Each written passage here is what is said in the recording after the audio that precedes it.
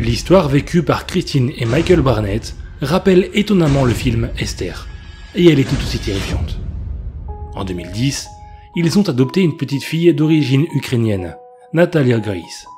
Ne disposant que de 24 heures pour finaliser la procédure d'adoption d'urgence, ils se sont rendus dans un centre d'adoption en Floride pour signer les documents et rencontrer leur fille, âgée de 6 ans. Ils ne savaient pas grand-chose sur elle.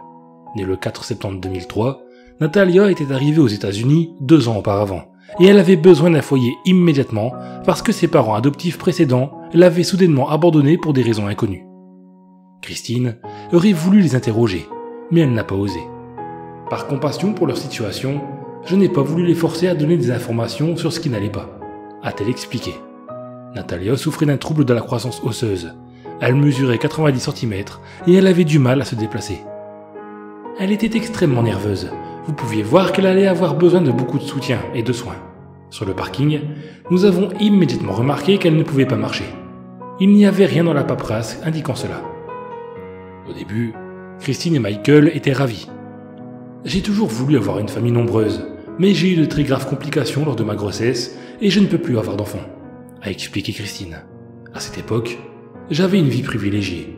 J'avais le sentiment que si j'avais la capacité d'aider une autre personne dans le monde, je devais le faire. Ils ont organisé une grande fête pour l'arrivée de Natalia et l'ont emmenée à Disney World avec ses 3 frères. Ils ont mangé des glaces et des friandises, fait des batailles d'oreillers et elle a commencé à prendre de l'assurance. Peu de temps après, ils sont allés à la plage et elle a fait quelque chose qui les a laissés sans voix. Les garçons se sont précipités dans l'eau et Natalia voulait qu'on la porte jusqu'à l'océan. Michael et moi étions physiquement épuisés et nous lui avons demandé d'attendre quelques minutes. Alors, elle s'est juste levée et s'est jetée dans l'eau.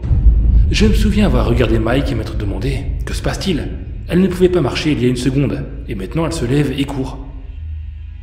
Christine a commencé à se poser des questions quand elle lui a demandé son premier bain. J'ai remarqué qu'elle avait les poils pubiens. J'étais tellement choqué.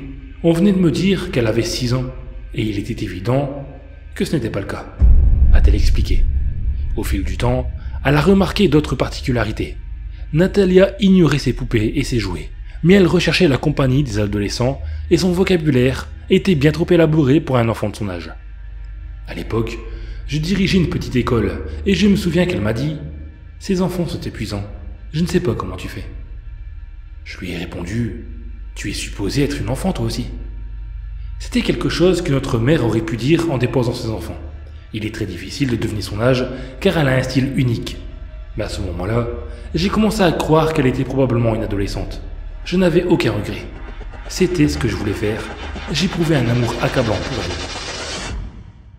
Peu de temps après, Christine a retrouvé des vêtements ensanglantés dans la poubelle et elle a compris que Natalia avait ses règles et qu'elle essayait de le dissimuler. Troublée, elle a demandé de l'aide à son médecin de famille. Le docteur Andrew McLaren lui a fait passer des tests de densité osseuse, révélant un âge effectif de 14 ans ou plus. Christine a alors remplacé ses tenues de princesse et ses robes roses par des vêtements plus appropriés. Elle l'a interrogé sur son âge et Natalia a commencé à se montrer menaçante. Elle badigeonnait les miroirs de sang et parlait de les poignarder pendant leur sommeil. Elle faisait des déclarations et dessinait des images disant qu'elle voulait tuer des membres de la famille, les enrouler dans une couverture et les enterrer dans le jardin, a raconté Christine. Elle se tenait debout au-dessus des gens au milieu de la nuit. Vous ne pouviez pas dormir. Nous avons dû cacher tous les objets tranchants. Je l'ai vu mettre des produits chimiques, de l'eau de javel ou quelque chose comme ça dans mon café. Je lui ai demandé « Qu'est-ce que tu fais ?» Et elle a dit « J'essaye de t'empoisonner. » Parfois, quand elle était vraiment très mal, Natalia disait qu'elle entendait des voix.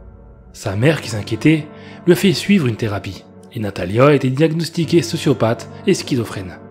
Elle a passé environ 1 an à se faire soigner. Elle a effectué plusieurs séjours au centre Saint-Vincent. À une occasion, elle aurait avoué avoir plus de 18 ans à un psychiatre. Lors d'une sortie pour son anniversaire, elle a tenté d'entraîner Christine contre une clôture électrique, et elle a été placée dans une unité psychiatrique. Elle a alors raconté qu'elle avait essayé de tuer plusieurs membres de sa famille et qu'elle ne regrettait rien, qualifiant même ses tentatives d'amusantes. En mars 2012, le docteur Andrew McLaren a écrit une lettre affirmant que la date de naissance de Natalia était fausse et qu'elle mentait en prétendant être une jeune enfant. Il pensait qu'elle avait dupé tout le monde, ses parents et les autres médecins. En juin, Christine et Michael ont saisi la cour supérieure à Indianapolis, dans l'Indiana, et ils ont demandé à ce que l'âge de Natalia soit corrigé pour lui permettre de recevoir un traitement psychiatrique adéquat. Le juge Gerald a reconnu que les allégations du couple étaient justifiées, et il a changé sa date de naissance. Officiellement, Natalia avait 22 ans, et elle était majeure, mais ses parents continuaient à la soutenir. À sa sortie de l'hôpital psychiatrique, ils lui ont loué un appartement. Ils l'ont également aidé à obtenir un numéro de sécurité sociale, une pièce d'identité, des bons alimentaires et des prestations sociales. À un certain moment, elle s'est retrouvée expulsée de son appartement à cause de son comportement. Et ils lui ont loué une maison à Lafayette. Christine lui téléphonait tous les jours. Elle lui avait promis de s'occuper d'elle et de l'aider financièrement pendant 1 an, exactement comme elle l'aurait fait pour ses autres enfants. Elle lui avait proposé de reprendre ses études pour obtenir son baccalauréat et étudier la cosmétologie. Et Natalia semblait enthousiaste. J'ai co-signé le bail et payé le loyer d'avance pour 1 an. J'ai fait tout ce que vous faites quand votre enfant va à la fac et a acheté des meubles. J'étais optimiste. Elle avait un plan concret pour sa vie. Elle avait des coupons alimentaires. Elle avait un revenu de la sécurité sociale pour le reste de ses affaires. Elle avait démontré qu'elle était capable de vivre seule. En 2013, Christine a publié un mémoire sur son fils Jacob, un génie de la physique. La même année, toute la famille est partie s'installer au Canada pour accompagner l'enfant prodige qui devait rejoindre l'Institut de physique théorique à Waterloo. Alors brusquement, Natalia a arrêté de répondre à ses appels. Christine était inquiète. Avant de partir, elle était passée la voir, et certains détails l'avaient troublée. Elle se demandait si Natalia continuait à prendre ses médicaments, et elle craignait qu'elle ne rejoue à la petite fille pour se faire adopter par une famille peu méfiante. J'avais trouvé une petite robe rose dans son placard, et une petite bicyclette rose garée à côté de la maison. Je l'aurais bien forcée à reprendre le traitement, mais je ne pouvais plus le faire, parce qu'elle était adulte. Elle a arrêté de communiquer avec moi. J'ai reçu une lettre indiquant que Michael n'était plus le bénéficiaire de son revenu de sécurité sociale, et qu'elle l'avait remplacé par un autre. La dernière fois que nous avons parlé au téléphone, elle m'a dit qu'elle préparait des spaghettis pour sa nouvelle famille. Natalia a été expulsée de sa maison en mai 2014, après avoir oublié de payer son loyer. Elle n'a laissé aucune adresse, mais le directeur de son école a signalé sa disparition, et elle a été retrouvée chez des voisins en septembre. Elle a raconté à la police que ses parents adoptifs l'avaient laissée seule quand ils avaient émigré au Canada, et qu'elle ne les avait pas revus depuis.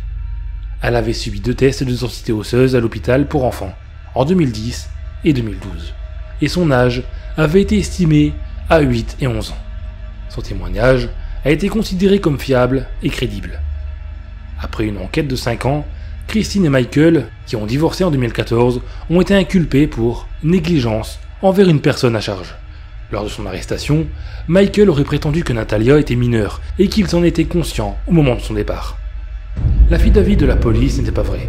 Michael n'a jamais dit qu'il savait que Natalia était son enfant, a déclaré son avocat, Terence Kinnard.